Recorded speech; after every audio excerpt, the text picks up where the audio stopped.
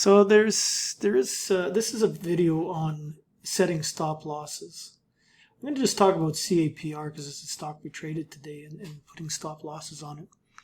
And so let's first of all, there's two things that happen when you set or there's two types of stop losses you can have. One, you can set a hard stop, and the other one is you can set a mental stop. Now, a hard stop is something that I would suggest if you have to go out, you're in a trade, but you need to go away, for half an hour or an hour or something, whatever, to protect your position.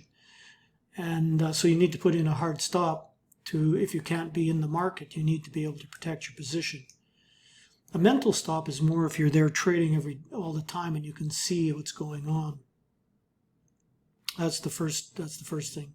Now, the question he asks, he says that actual stop losses, the market makers, not the money makers, the market makers can see them, and they will manipulate the price to trigger them and collect the inventory if they have a bunch of big orders coming in on the buy side. There is some truth to that, but let's just talk about that for a second. I mean, if you're a trader and you're trading 500 shares or 1,000 shares, you're not, the market maker is not going to trigger your stop loss just to flick you the bird. He doesn't really care where the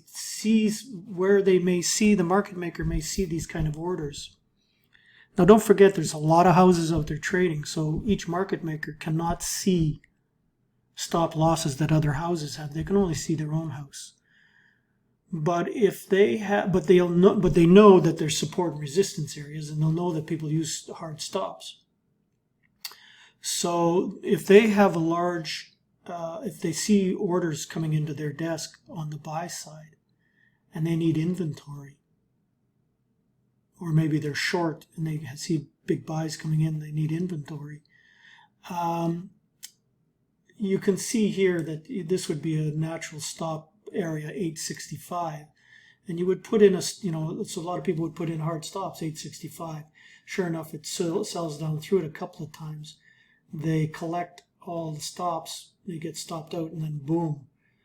That might be the case. Or what happens is the shorters think that it's going to drop more. They whack it, but it finds some support, and so they have to cover, and it surges back up. It's quite often you'll see that happen through areas of what would be support. Here's another case. You had these are very bearish candles, sells down through it, and then boom, it goes. So the buyers obviously came into the market, didn't believe, or needed to short cover, didn't really go and came back. So now everybody covers their short, and up it runs. So the theory that market makers can see it's somewhat true, and if it's a big position that they're seeing on stops, and they have a big position coming in on the buy side, they may trigger it and collect it up and then go if they like it. I mean, that's what market makers are there for. They're there to trade the market, both sides, because don't forget, as much as you might think that they're manipulating the market, when a market goes bid off, they're obligated to stand there and take stock at various levels. So if a market goes bid off, they can get whacked. And it's the houses that get whacked, but they can get whacked. So, you've got to expect them to trade these markets the way they see, just the way we do. Except they got a big, big book because they're trading the house's money. And if it's a big house, they've got, hundreds of millions of dollars at their disposal, millions of dollars. Senior traders, their book is 50 million probably, at least.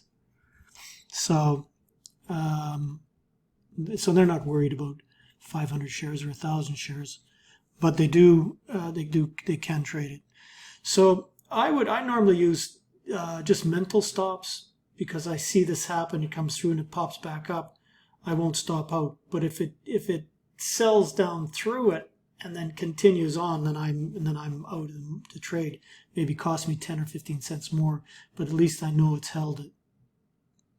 And that's the case with our swing trades. You know, if a stock hits our swing trade, I usually don't exercise the swing until the next day if it continues to go lower.